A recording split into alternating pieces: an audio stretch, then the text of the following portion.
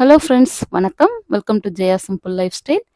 இது வந்து செவ்வாய்க்கிழமை காலையில எடுத்த வீடியோஸ் தான் உங்ககிட்ட நான் இன்னைக்கு ஷேர் பண்ணியிருக்கிறேன்.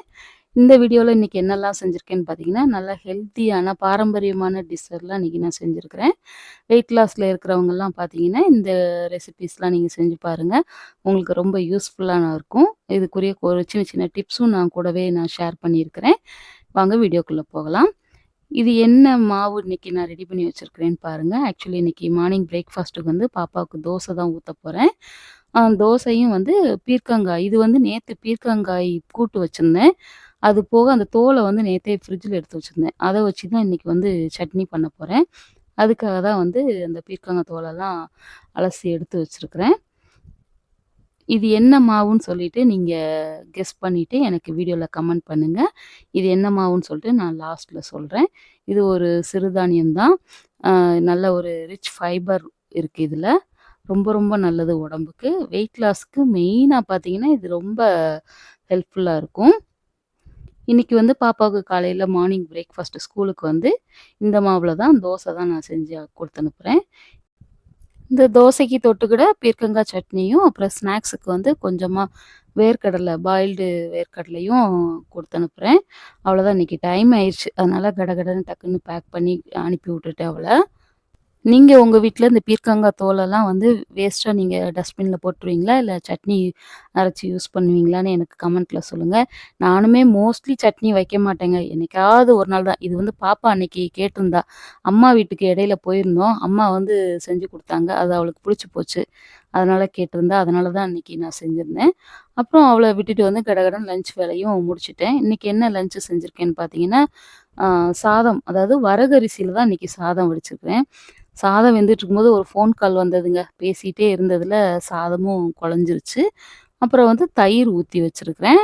இது இப்ப தான் ஊத்தியிருக்கேன். மதியம் சாப்பிடும்போது கரெக்ட்டா இருக்கும். இது பாப்பாவுக்கு காலையில குடுத்தது போக மிச்சமுள்ள பாயில்டு வேர்க்கடல தான். இது பாருங்க பீர்க்கங்காய் சட்னி. சூப்பரா ஆனா செம்ம டேஸ்ட்டா இருந்துச்சுங்க. இதில நல்ல ஹெல்தி பெனிஃபிட்ஸ் நெறைய இருக்குது. அப்புறம் இன்னைக்கு என்ன பொரியல்னு பார்த்தீங்கன்னா, பீன்ஸ். இதுவும் கூட கொஞ்சம் இன்னைக்கு கரிஞ்சு போயிருச்சு. நான் ஃபோன் பேசிட்டு இருந்ததில கவனிக்காம விட்டுட்டேன். அப்புறம் இன்னைக்கு என்ன குழம்புன்னு பார்த்தீங்கன்னா, கொஞ்சம் பொன்னாங்கண்ணி கீரை வாங்கிட்டு வந்திருந்தேன். பாப்பாவ ஸ்கூல் பஸ்லாம் ஏத்தி விட்டுட்டு வரும்போதே ஃப்ரெஷ்ஷா வித்துட்டு இருந்தாங்க ஒரு அண்ணா. அவங்க கிட்ட வாங்கிட்டு வந்திருந்தேன்.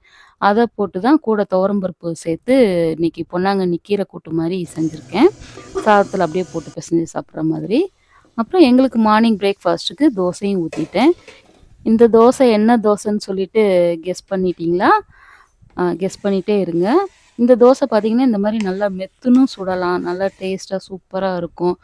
இது பார்த்தீங்கன்னா, இந்த மாரி மூடி போட்டு நம்ம ஒரு பக்கம் திருப்பி போடாம வேக வைக்கும்போது பார்த்தீங்கன்னா, மேல்புறம் உள்ள தோசை வந்து நல்லா சாஃப்ட்டா மெத்து மெத்துன்னு இருக்கும்.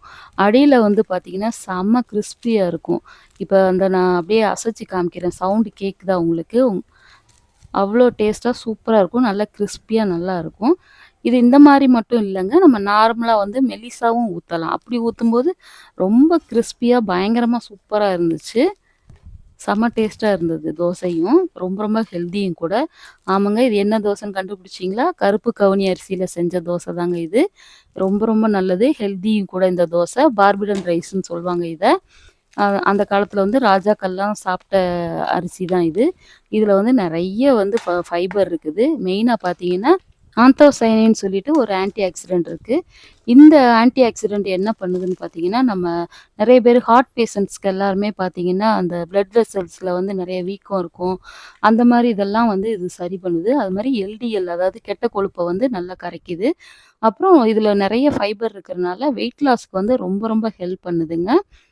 அது மட்டும் இல்லாம, இது வந்து குளூட்டன் ஃப்ரீ ரைஸுங்க. அதனால வெயிட் லாஸ்க்கு ரொம்பவே ஹெல்ப் பண்ணுது. நீங்களும் யூஸ் பண்ணி பாருங்க. அதேமாரி இந்த பேட்டர் எப்படி ரெடி பண்றது அப்படின்னு சொல்லிட்டு உங்களுக்கு வேணும்னா எனக்கு கமெண்ட்ல கேளுங்க. அதையும் நான் உங்களுக்கு ஷேர் பண்றேன்.